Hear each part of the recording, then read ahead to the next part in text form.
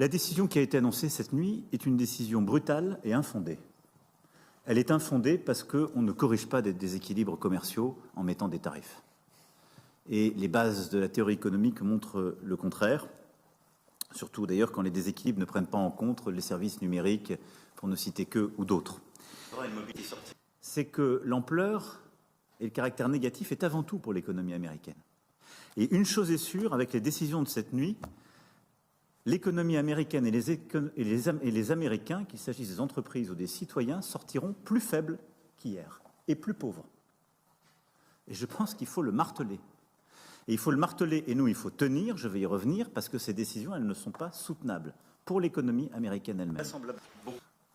Et au fond, nous avons besoin, dans cette phase, de rester unis et d'être déterminés.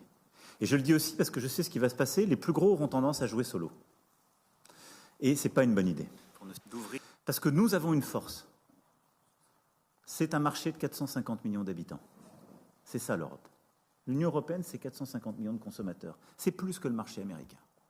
Et donc, si les Européens jouent groupés, c'est-à-dire préparent la réponse, qu'elle est unifiée, qu'elle est proportionnée, mais qu'elle est réelle, mais que derrière, toutes les filières jouent de manière cohérente et qu'il y ait une vraie solidarité de filières, à ce moment-là, nous saurons avoir ce qui doit être notre objectif, qui est le démantèlement des tarifs. Au fond, le constat américain est un bon constat, la réponse est mauvaise. Mais faisons le même constat. Il y a trop de désindustrialisation en Occident. La réponse, ce n'est pas de mettre des tarifs et de casser le commerce international, c'est d'être plus productif en Occident.